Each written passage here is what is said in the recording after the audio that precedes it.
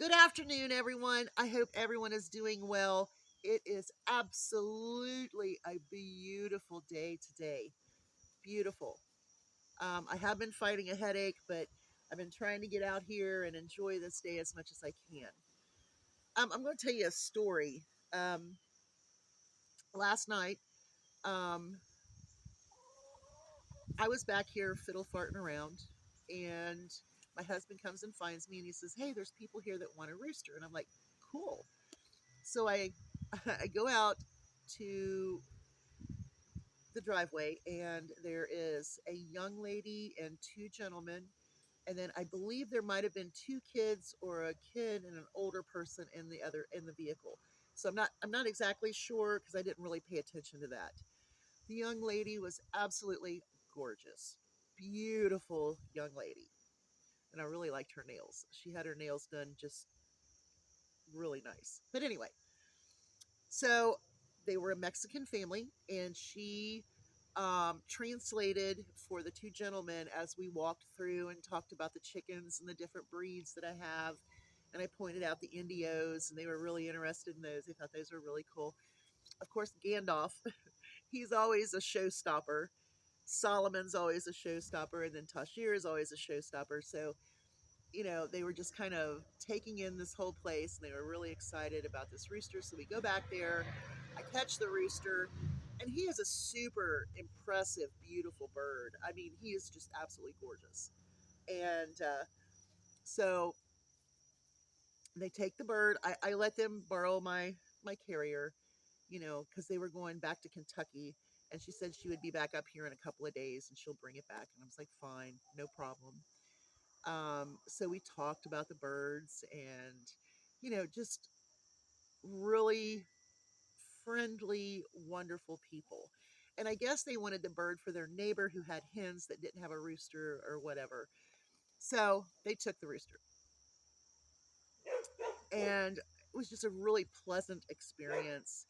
I'm sure that it was kind of scary for them right now, with all of the ice stuff going on, and being in rural Indiana is not like um,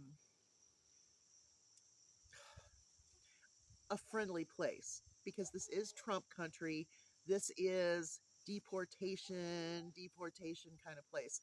But I wanted to make them understand, this is, you can come here if you want more birds, just show up. But when they left, I started really getting sad because the more I had enjoyed the whole experience. They got the bird, we loaded him up, everything was great. Um, but after they left, and I was over the excitement of getting rid of the bird, or rehoming the bird, getting rid of him, whatever. Um, I started thinking, what if they were pulled over and detained? And I started getting really upset because this is the kind of thing that people don't understand. They're not just rounding up illegals. Um, and it made me sad because the impression that I got from these people was they were friendly people. They were helping their neighbor out by picking them up a rooster, and they just were very good people. And these are the kind of people that MAGA is okay with deporting. Um, and I got sad. So the excitement I felt about meeting people that enjoyed my area and my birds, my dogs, I started I started getting sad because I couldn't imagine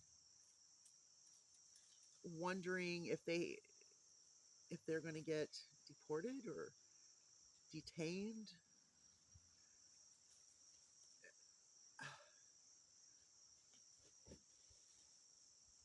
But I'm sure that it was difficult for them to just pull into a driveway where there's a guy with a do-rag on that looks like he'd be, some sort of redneck, which he is to a point. Um, but I asked my husband, I said, how did that make you feel? And he's like, I think he kind of felt the same way. We sat and talked about it. And I said, could you imagine if they were just pulling away and they got pulled over for something stupid? Or, I don't know. So now I fear for these new people. I fear for all of them. I feel for everybody in this country that could be deported or detained by ICE or treated horribly, because I certainly don't understand that behavior. So I wanted to tell that story because I think it's very important, because it left an impact on me. And now I will worry about these people, a specific few people. I worry about everybody.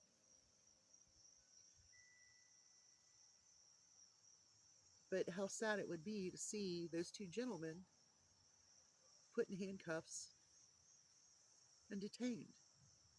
They don't speak English. They may understand it, but I don't think they can speak it. The older gentleman, he was just in awe over the birds. He thought they were great.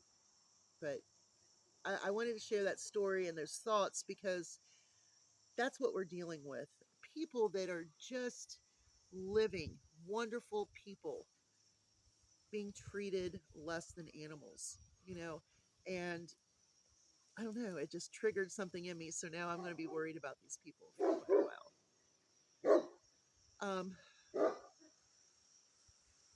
I don't know. But what I want to talk about today is how to save money and planning meals and building meals on less food. Um, Meat is the biggest issue. The price of meat is absolutely outrageous. The price of vegetables are outrageous. The side dishes aren't that bad when you find sales and deals. But you know how I shop. I shop reduced, marked down, clearance with coupons. And I think that that is the only way to survive Trumpenomics. Um, One pot meals, casseroles, chili, soups, stews. Those are the things that can make the week meals a little easier. Finding cereal on sale for a couple of days a week for the kids for breakfast. And then you have eggs a couple of days. You might have oatmeal a couple of days. Stretching your food as far as you can take it. I'm petting Gandalf. He's right here. Um, I just, I can't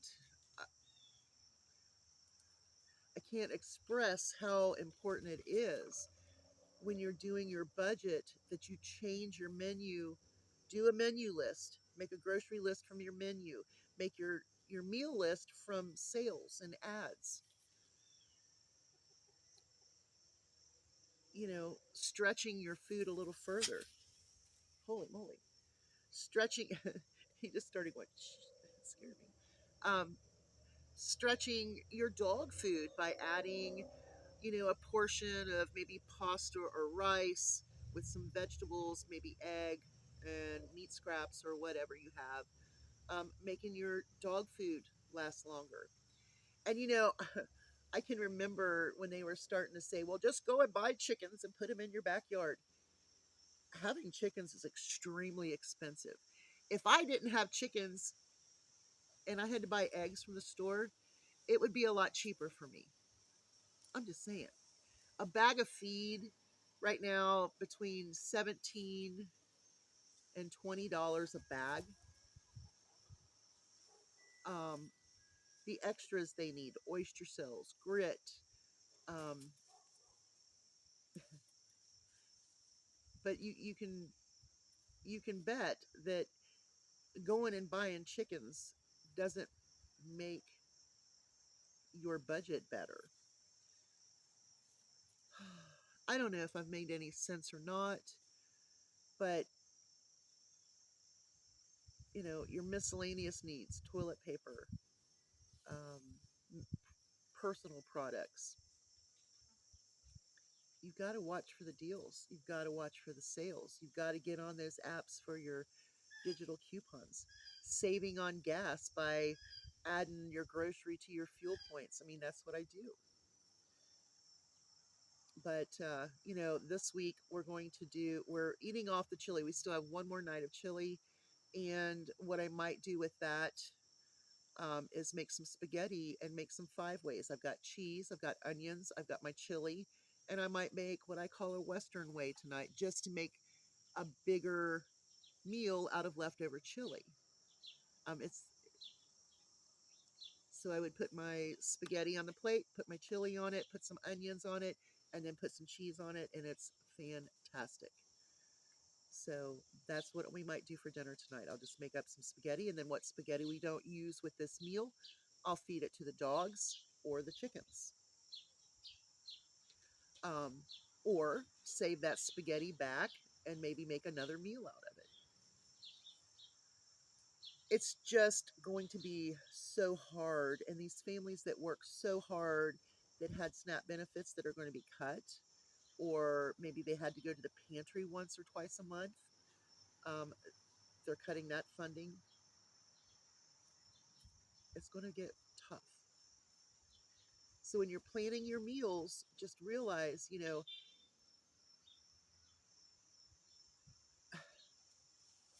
make it stretch.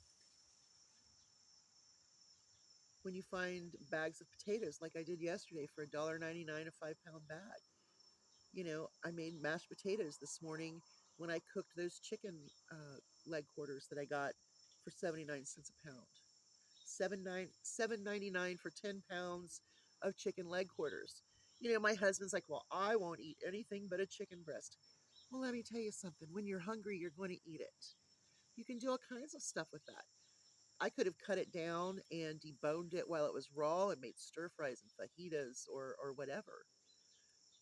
Um, Granted, it makes my dog food go further and it keeps my dogs healthy. Hi, baby. He's so sweet. He's so sweet.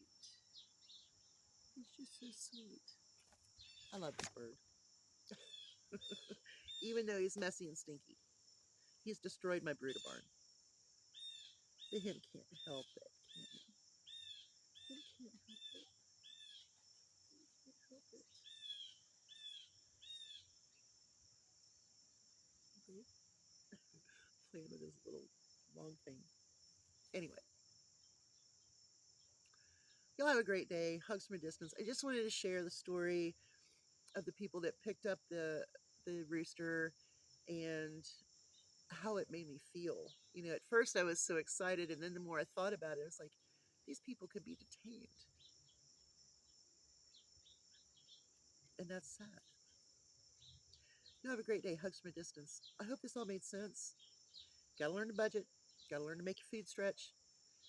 Gotta learn tricks of the trade of making meals like casseroles, one pot meals, chili soups, and stews. And then you got this, right? You know what to do. Bye, y'all. Hugs from a distance.